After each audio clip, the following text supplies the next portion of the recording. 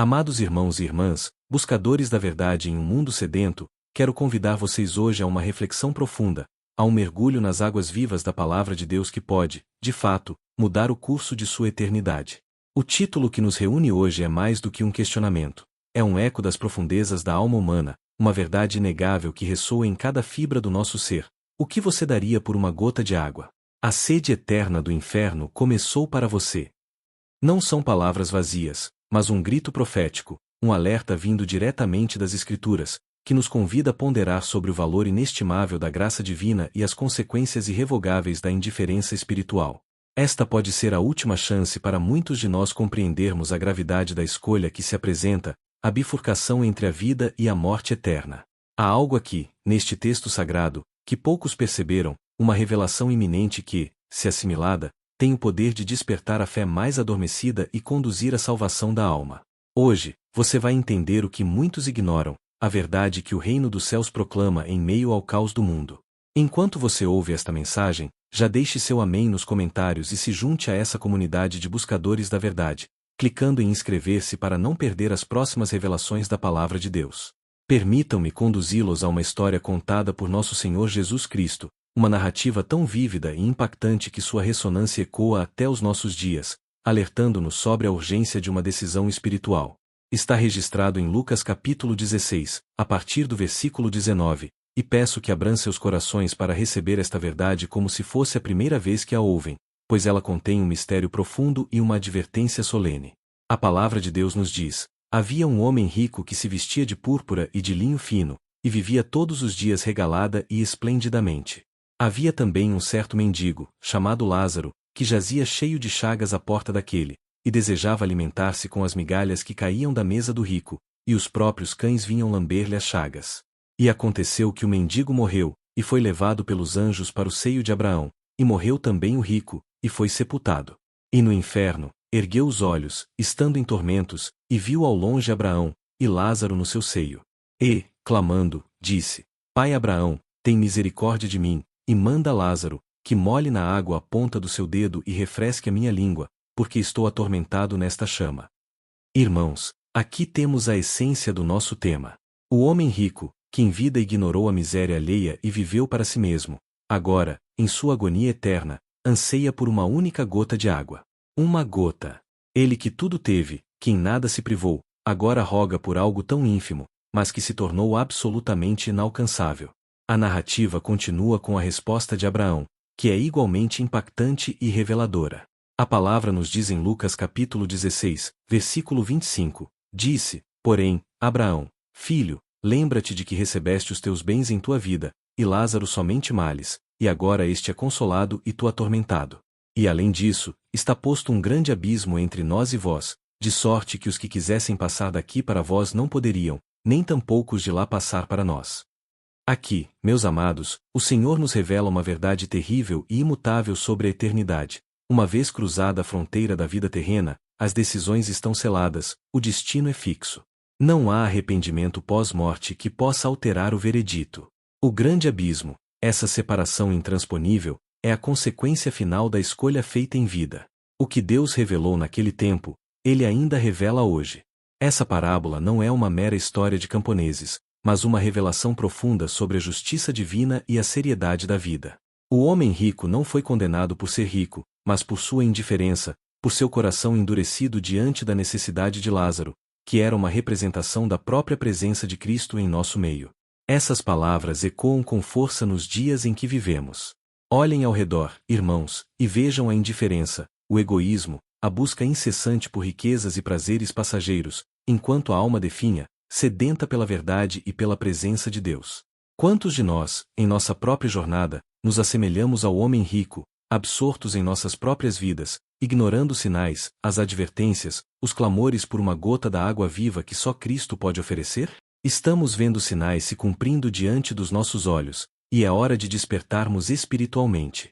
O profeta Isaías, em seu livro, capítulo 55, versículo 1, nos convida com uma urgência que deve penetrar nossos corações. Ó vós, todos os que tendes sede, vinde às águas, e vós que não tendes dinheiro, vinde, comprai e comei. Sim, vinde, comprai sem dinheiro e sem preço, vinho e leite. A palavra de Deus nos oferece a salvação gratuitamente, mas muitos preferem gastar seu tempo e sua energia em coisas que não saciam, que não preenchem o vazio da alma. O que é mais valioso, irmãos? A riqueza passageira ou a vida eterna? O Senhor Jesus Cristo, em João capítulo 4, versículo 14, nos faz uma promessa que é o antídoto para a sede eterna, mas aquele que beber da água que eu lhe der nunca terá sede, porque a água que eu lhe der se fará nele uma fonte de água que salte para a vida eterna. Esta é a oferta de Deus para cada um de nós. Uma fonte de vida que jorra ininterruptamente, capaz de saciar a mais profunda sede da alma. No entanto, muitos preferem cavar cisternas rotas, que não retêm água, como Jeremias capítulo 2, versículo 13 nos adverte. Porque o meu povo fez duas maldades. A mim me deixaram, um manancial de águas vivas, e cavaram para si cisternas rotas, que não retêm águas. É um retrato da humanidade que se afasta da fonte da vida, buscando satisfação em lugares onde a sede jamais será saciada. E o preço dessa escolha é a sede eterna, o tormento da alma que anseia por uma gota, mas que jamais a encontrará. A urgência desta mensagem não pode ser subestimada, meus irmãos. O tempo é curto, e o momento de decidir é agora. Não há garantias do amanhã. A vida é um sopro, uma neblina que aparece por um pouco de tempo e depois se desvanece, conforme Tiago capítulo 4, versículo 14 nos lembra. Não podemos adiar a nossa decisão por Cristo, pois cada dia que passa é um dia menos para nos prepararmos para a eternidade. A autoridade da palavra de Deus é a voz final, a bússola que nos guia neste mar turbulento da existência. A palavra de Deus declara que hoje, se ouvirdes a sua voz, não endureçais os vossos corações, como nos adverte Hebreus capítulo 3, versículo 7. Não há tempo para a hesitação, para a incredulidade, para a procrastinação. O perigo espiritual de ignorar as verdades divinas é imenso, e as consequências são eternas.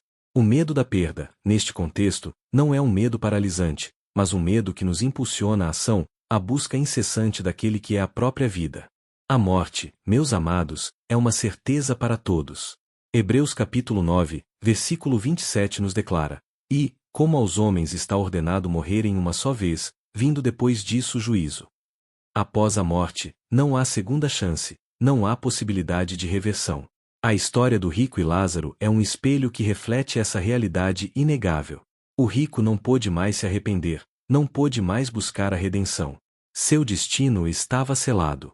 E a triste verdade é que muitos estão trilhando o mesmo caminho, acumulando tesouros na terra que não poderão levar consigo, esquecendo-se de edificar tesouros nos céus, onde a traça e a ferrugem não corroem, e os ladrões não arrombam nem roubam, como Mateus capítulo 6, versículo 20 nos ensina. Pode ser que alguns de vocês estejam pensando, mas como posso ter certeza da minha salvação? Como posso ter essa água viva que sacia toda a sede? A resposta é encontrada na simplicidade da fé em Jesus Cristo. Em João capítulo 3, versículo 16, a palavra de Deus nos revela o plano redentor. Porque Deus amou o mundo de tal maneira que deu seu Filho unigênito, para que todo aquele que nele crê não pereça, mas tenha vida eterna. O amor de Cristo é a ponte que nos liga a Deus, a oferta de graça que nos resgata da condenação. Não se trata de méritos humanos, de obras ou de rituais religiosos. Trata-se de crer, de entregar sua vida, de reconhecer Jesus como Senhor e Salvador. Em Romanos capítulo 10, versículos 9 e 10, a palavra é clara: se com a tua boca confessares ao Senhor Jesus, e em teu coração creres que Deus o ressuscitou dentre os mortos, serás salvo. Visto que com o coração se crê para a justiça, e com a boca se faz confissão para a salvação. É um convite à humildade, ao arrependimento, à entrega total. O que Deus revelou naquele tempo sobre o juízo e a recompensa, Ele ainda revela hoje. A cada dia, somos confrontados com a necessidade de uma decisão. A cada pregação da palavra, a cada sinal dos tempos, a cada provação em nossa vida, o Senhor nos chama ao arrependimento.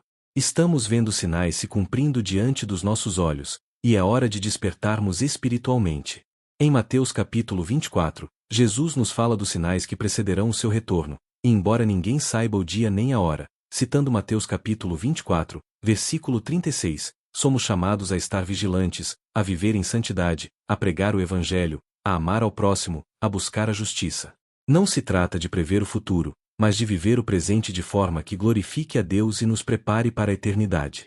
A sede eterna do inferno é uma realidade terrível que as Escrituras nos apresentam, não para nos amedrontar a ponto de paralisar, mas para nos alertar, para nos impulsionar a buscar a verdade e a vida em Cristo. É um lembrete do valor inestimável da alma humana e da escolha que cada um de nós deve fazer. Ninguém pode fazer essa escolha por você.